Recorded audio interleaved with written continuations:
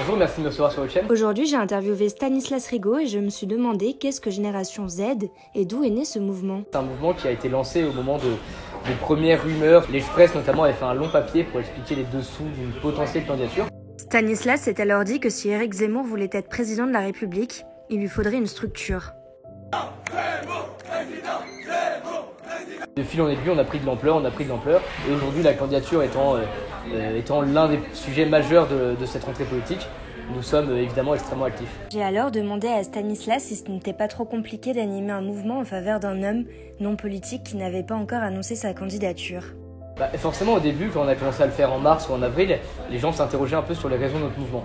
En revanche, depuis maintenant 3 à 4 mois, notamment après les régionales où en fait il y a eu une forte abstention et que seuls les sortants ont été réélus, enfin en tout cas en France métropolitaine, beaucoup se rendent compte qu'en fait la candidature d'Éric Zemmour pourrait être salutaire pour la droite et plus généralement pour la France.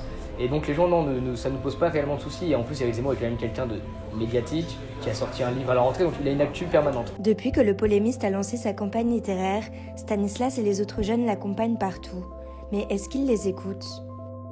Il nous écoute, je ne sais pas s'il nous écoute, je l'espère en tout cas. On sait qu'il était content de notre action, il l'avait dit dans Valeurs Actuelles en disant qu'il était enthousiaste à l'idée que des jeunes se mobilisent pour lui. Et on a pu le rencontrer à Nice il y a de ça une dizaine de jours.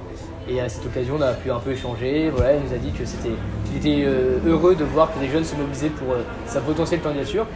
Et puis voilà, on espère travailler davantage avec lui si le cas échéant il se présente. Mais d'où viennent alors ces jeunes qui rejoignent Génération Z ?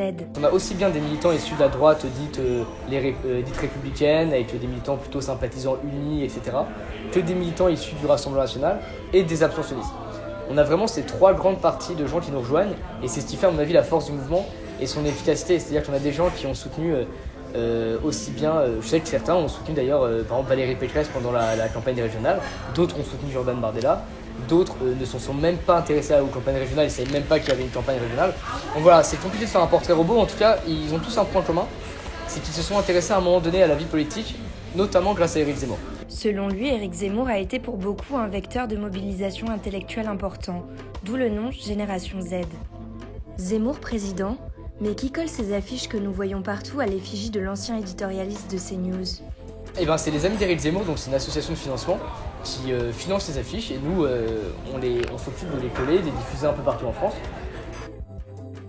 Stanislas a 22 ans et on pourrait alors se demander si ce n'est pas anti-moderne de soutenir un homme qui dépeint une vision aussi noire de la France.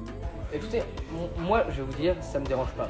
Pourquoi ? Parce qu'en fait, c'est pas qu'il a une vision sombre de la France, c'est qu'il décrit le réel en fait. Et quand on met les mains dans le réel, quand on se plonge dans le réel, on se rend compte de l'atrocité que peut devenir la France, qu'est la France dans certaines parties de notre territoire.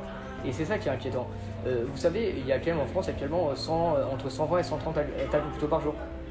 Si ça c'est pas cauchemardesque, je ne sais pas ce que c'est. En France, on a des attentats quand même quasiment tous les 6 mois. En France, on a des prêtres qui se font égorger dans leurs églises. En France, on a des professeurs qui, parce qu'ils parlent de liberté d'expression, se font décapiter. Ça, pour moi, c'est pas une vision sombre de la France. C'est le réel qui est décrit.